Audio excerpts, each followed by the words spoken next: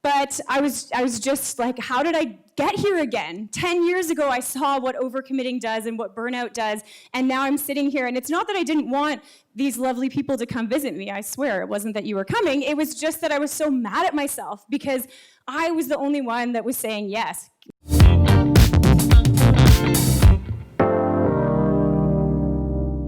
My biggest F-up started when I was 23 years old and I got my first job at a startup. I was about a year out of school, and I was hired as the second employee at a company called Sprouter, which was, thank you, Vince, whom I used to work with there and now works at Shopify. One person remembers it. And I was hired as the marketing lead, and really I was the marketing budget. And yes, this is a real photo of our team, not a photo from the canceled CSI Toronto. But being the marketing budget and being tasked with growing this social network for entrepreneurs meant that I was going out to a ton of events. I was saying yes to every coffee invite and opportunity to get in front of a group of entrepreneurs to talk to them. I was traveling to exotic places like Paris for conferences and to the North York Library. I said yes to everything and was out all the time, 3 or 4 nights a week, probably like many of you who are in your first or second or even fifth job, you feel a compulsion to kind of say yes to everything. And like the freshman 15 kind of creeps up on you in first year and you don't realize until your parents see you at Thanksgiving that something's wrong, I did not see burnout sneaking up on me.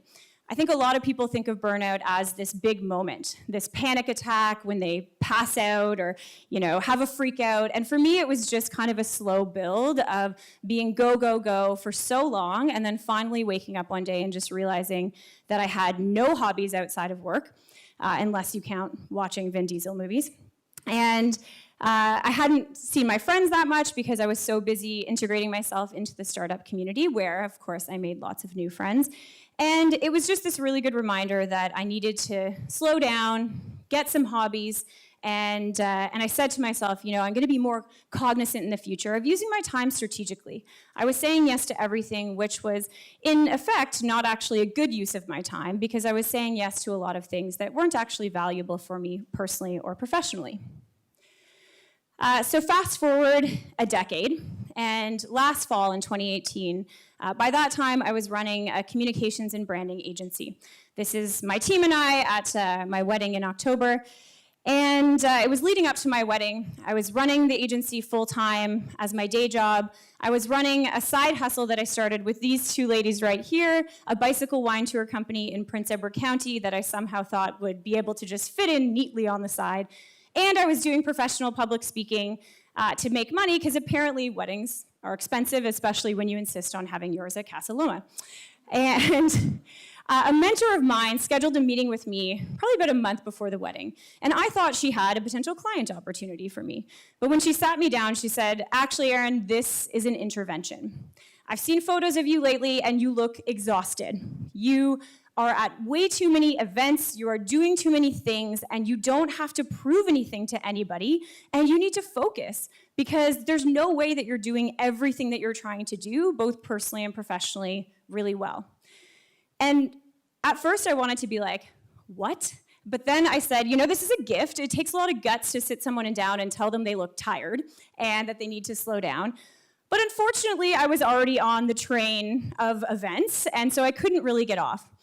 So I found myself the week before my wedding speaking at 2 out-of-town events. I hosted a tech event a night before the rehearsal dinner, and the only reason I didn't travel to Halifax to speak at an event 3 days before the wedding was because my husband, who has much more common sense than I do, said, absolutely not, are you insane?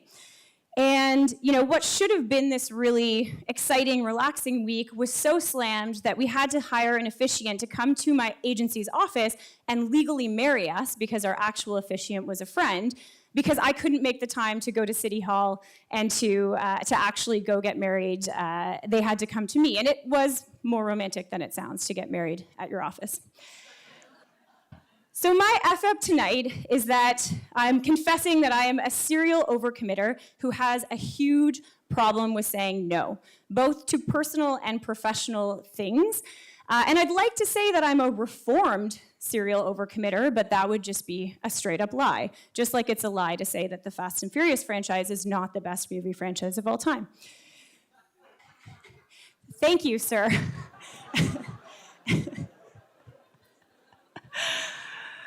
Okay. So earlier this year, about 6 months into our marriage, my husband and I decided to become co-founders of Willful. And you might think that being newlyweds and coworkers is the F-up that I'm here to talk about tonight. We do enjoy working together at least about 80% of the time. So I joined the company in April, and we were soon presented with an opportunity to move to Montreal and to join a startup accelerator called Founder Fuel. And when you decide to move to Montreal, you tell all your friends and family, and they're all really excited because who doesn't love Montreal in the summer? So I, being the serial overcommitter that I am, agreed to host 8 sets of family and friends in a row, 8 weekends in a row, before I had even left for Montreal. So we got there, and we're participating in the Startup Accelerator program, and the programming was at least 10 to 20 hours a week. Then I was trying to run the business, which was in startup mode, attend events in the Montreal startup scene, and then every Friday at 5 p.m., play hostess until Sunday afternoon, and then try to get 3 hours of alone time. And one Friday morning, I woke up and burst into tears, and I'm not a crier unless we're talking about Christmas Hallmark movies or award show speeches, or Paul Walker in Fast and Furious 7. But I was just like, how did I get here again? 10 years ago, I saw what overcommitting does and what burnout does, and now I'm sitting here, and it's not that I didn't want these lovely people to come visit me, I swear. It wasn't that you were coming. It was just that I was so mad at myself because I was the only one that was saying yes. My husband would sit next to me and say, just wait till we get to Montreal. Don't commit to that thing. Don't say yes to catching up with that old acquaintance. And I was just so mad that I was and still am my own worst enemy. And it got me thinking a lot about why I have so much trouble saying no. And I've thought about this a lot over the years because I struggle with it so much. And I think it boils down to 2 things. Professionally, the first reason is because when you are just starting out in the tech industry, everyone is so nice.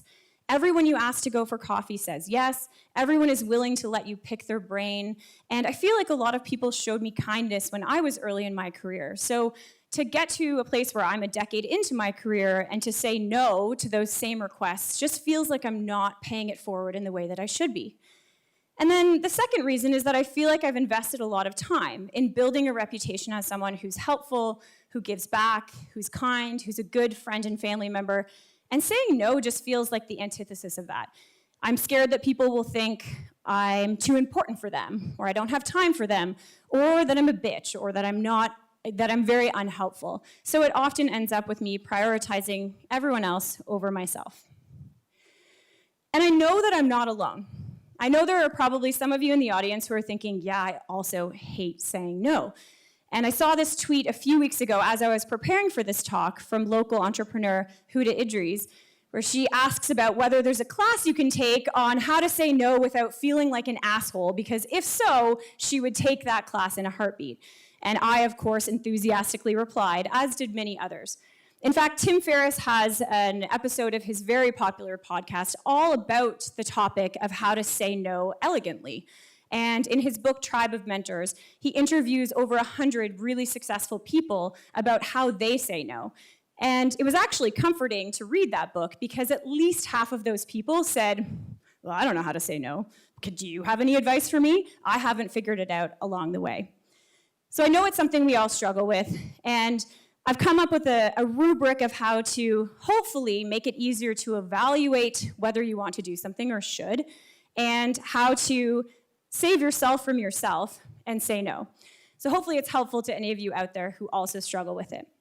The first thing to do when evaluating something, whether it's a personal request to go for coffee or catching up with an acquaintance or working on a work project, is to ask yourself a few questions.